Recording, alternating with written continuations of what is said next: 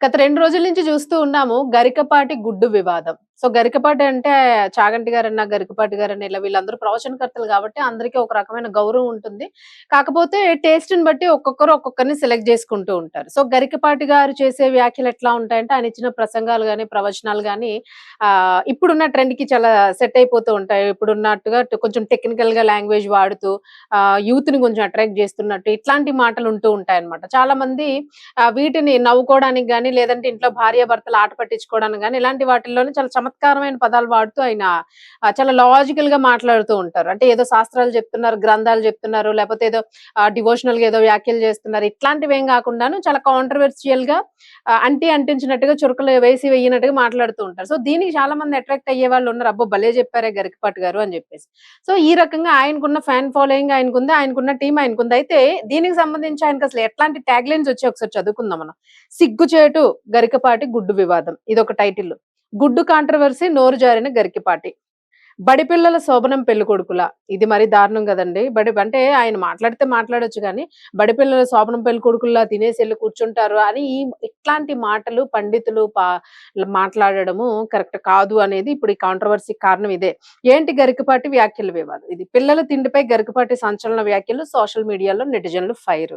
ఇది ఖచ్చితంగా జరుగుతుంది. ఇంకోటి గరికపాటి బలుపు మాటలు. సో, ఇవన్నీ ఏంటంటే ఎంత దారుణంగా ఉన్నాయంటే మధ్యాహ్న భోజన పథకంపై గరికపాటి వివాదాస్పద వ్యాఖ్యలు, సిగ్గుచేటు గరికపాటి గుడ్డు వివాదం ఇవన్నీ గూడా. ఇప్పుడు ప్రెజెంట్ అయితే మాత్రము వైరల్ వీడియోపై గరికపాటి నరసింహారావు టీమ్ స్పందించిన స్పందన జీర్ణించుకోలేక పేదలకు దూరం చేసేందుకు ఇదంతాను. అదంతా ఫేకు. ఆ వీడియోపై గరికపాటి నరసింహారావు క్లారిటీ. సో, ఇవండి ఇప్పుడు చాలా రకాల థంబ్స్ పెట్టి రకరకాల న్యూస్ అయితే వైరల్ అవుతుంది. దీని మీద మీ అభిప్రాయం ఏంటి? ఇప్పటికే ఆల్రెడీ చాలా మంది మీ అభిప్రాయాన్ని అయితే వ్యక్తం చేశారు. పిల్లలు గరికపాటి చేసిన వ్యాఖ్యలు మధ్యాహ్నం భోజన పథకమా? గుడ్డా? గాడిద గుడ్డా? అంటే మనకి వ్యంగ్యం ఉండొచ్చు, చమత్కారం ఉండొచ్చు. కొన్ని కొన్ని అంటే వాళ్ళే చెప్తూ ఉంటారు.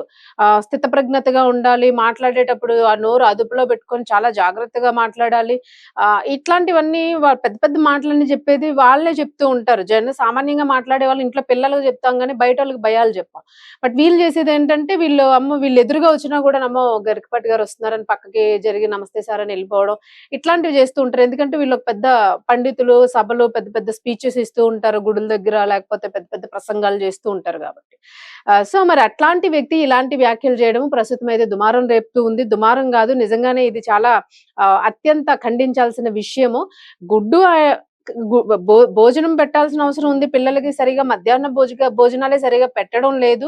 పేద పిల్లలు ఎట్లా తింటారు? అసలు పేద పిల్లలకు అసలు ఒక పూట తిండి గూడా దొరుకుతుంది చదువుతో పాటు అని పంపించే తల్లిదండ్రులు గూడా ఉంటారు. అంటే ఆ పూటకి వండుకొని తినలేని తల్లిదండ్రులు గూడా చాలా మందే ఉంటారు. సో, అట్లాంటి వారికి ఇది చాలా ఉపయోగపడుతుంది. వాళ్ళ కడుపు నిండుతుంది. కడుపు నిండుగా ఉంటే చక్కగా చదువుకోగలుగుతారు పిల్లలు. సో, ఇంతకుముందు మనం జూసాం అప్పట్లోనే.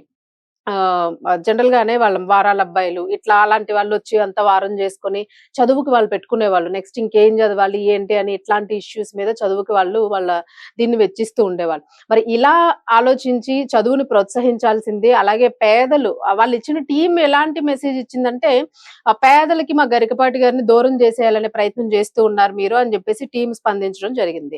సో, పేదలకి దూరం జేసేయాలి అని ఎవరు ప్రయత్నించరు. ఆయన జేసిన వ్యాఖ్యలే ఇప్పుడు పేదలకి దూరంగా ఆయన ఉన్నాడు అనేది ఇక్కడ అర్థమయ్యేలాగా చేస్తూ ఉంది. సో, ఇదే గొంతెత్తి అందరూ గూడా అరుస్తూ ఉన్నారసలు. ఇప్పటి వరకు ఆయన చేసిన వ్యాఖ్యలను వదిలేసేసి, ఇప్పుడు చేసే వ్యాఖ్యలు ఎందుకు ఆ రకంగా చేయాల్సొచ్చింది? ఇది ఎవరైనా వేరే ప్రతిపక్షాలు దగ్గరుండి ఇట్లా ఇవన్నీ గూడా పోస్ట్ చేయిస్తున్నాయని కొందరు అంటూ ఉన్నారు. అంటే ఏదో సాధారణంగా మాట్లాడితే అసందర్భంగా అనుకోకుండా వచ్చేసిన ఒక డైలాగ్‌ని పట్టుకొని రాజకీయం చేసేస్తున్నారు అని చెప్పేసి కొంతమంది మాట్లాడుతూ ఉన్నారు.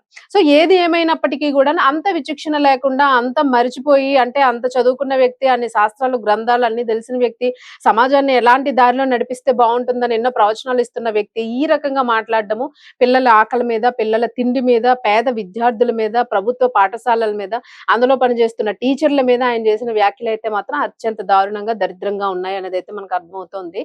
మరి గరికపాటి గారి టీమ్ అయితే స్పందించింది.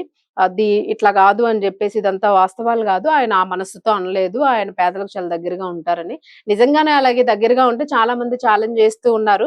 మీకొచ్చే అమౌంట్స్ ఏవైతే ఉంటాయో ఈ ప్రవచనాలు అవి ఇవి వీటన్నిటికి చాలా గౌరవప్రదమైన అమౌంట్స్ ఇస్తూ ఉంటారు.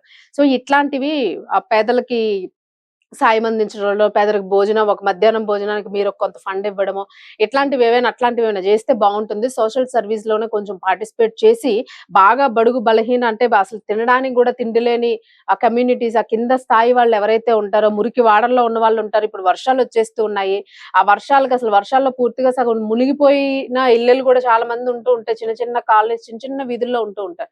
సో, ఇలాంటి వాళ్ళకేమైనా సేవ చేసే దృక్పథంతోని అట్లాంటివేమైనా సేవలు చేస్తే కొంచెం ఇప్పుడు దీన్ని మీరు మాట్లాడిన దాన్ని ఒక క్షమాపణలాగా అందరూ యాక్సెప్ట్ చేయగలిగే అవకాశం అయితే దొరుకుతుంది. ఆల్రెడీ ఇంతకు ముందే చాలా కాంట్రోవర్సీస్‌లోనే మీరు ఫ్యామిలీ పరంగా ఇబ్బంది పడ్డారు. మరి ఇట్లాంటివి చేయడం మాత్రం కరెక్ట్ కాదు అని జెప్పేసి అంటూ ఉన్నారు. సో, మరి దీనికి గరికపాటి గారు టీమ్ స్పందించింది గానీ ఆయనైతే స్పందించలేదు.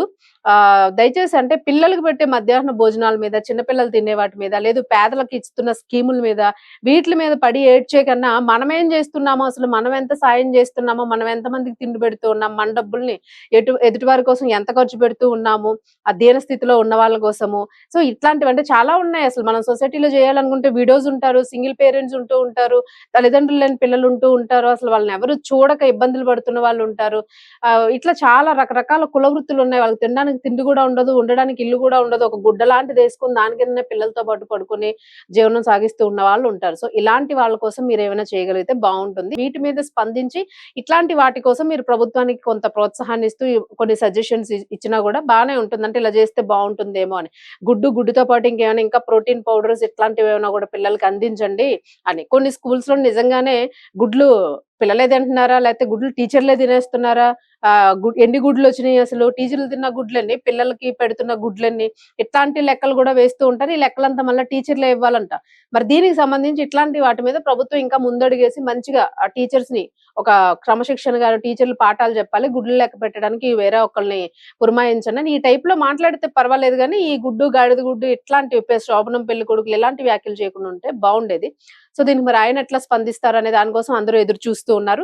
సో, మీరేమనుకున్నారు దీని గురించైతే అంటే అసలు గవర్నమెంట్ ఈ ఇష్యూ అంతా మనం పక్కన పెట్టేస్తే ఒక సందర్భం వచ్చింది గాబట్టి, అసలు మధ్యాహ్న భోజన పథకాలు ఎలా నడుస్తున్నాయి? పిల్లలకి సరైన టైంకి అందుతుందా? నిజంగానే గుడ్లు పెట్టిన టీచర్‌లే తినేస్తున్నారా? పిల్లలకు పెడుతూ ఉన్నారా? పిల్లలు కరెక్ట్‌గానే పోషకాహారం లభిస్తుందా వాళ్ళకి ఆ టైంకి? ఎందుకంటే కొన్ని కొన్ని స్టేట్స్‌లోని మార్నింగ్ అల్పాహారం గూడా పెడుతూ ఉన్నారు.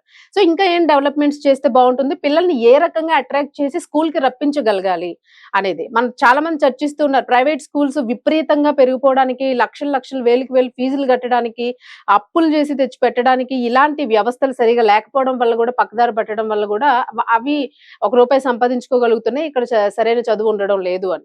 సో, నిజంగానే అలాంటి ప్రోత్సాహం అందించగలిగితే ప్రభుత్వ పాఠశాలల్లో గూడా విద్యార్థులు చక్కగా చదువుకొని వాళ్ళు గూడా మళ్ళా తిరిగి టీచర్‌లో, డాక్టర్‌లో, కలెక్టర్‌లు గూడా అవుతున్న వాళ్ళున్నారు. సో, ఈ రకమైన ప్రోత్సాహాన్ని అందించాలని జెప్పేసి చాలా మంది కోరుకుంటూ ఉన్నారు. సో, దీని మీద గవర్నమెంట్ గూడా అసలు పాఠశాలలు ఎలా నడుస్తూ ఉన్నాయి? ఇవన్నీ కరెక్ట్‌గా ఉన్నాయా లేదా? దీని మీద గూడా దృష్టి సారిస్తే బావుంటుంది అని జెప్పేసి సజెస్ట్ చేస్తూ ఉన్నారు. సో, ఏది జరిగినా మన మంచికే అన్నట్టు ఈ పిల్లలకి ఇంకా మంచి భవిష్యత్తు ఉండడం కోసం, వాళ్ళకి ఇంకా మంచి ఫెసిలిటీస్ ప్రభుత్వ పాఠశాలల్లో రావడం కోసం ఆయన నోటి నుంచి ఇట్లా ఏమైనా అనిపించాడేమో మరి. ఒక రకంగా ఆయనకి హామైనప్పటికీ గూడా పిల్లలకి మంచి జరిగే అవకాశం గూడా ఉంటుంది. ఈ రకంగా దీని మీద దృష్టి సారించే అవకాశం గూడా ఇప్పుడొచ్చిందని అనుకోవచ్చు. బట్ గరికపాటి గారు చేసిన వ్యాఖ్యల మీద ఆయన ఫ్యాన్స్ చాలా మంది ఉండుంటారు. Non fans, fans. మీరేమనుకుంటున్నారో మీ అభిప్రాయాన్నయితే వ్యక్తం చేయండి.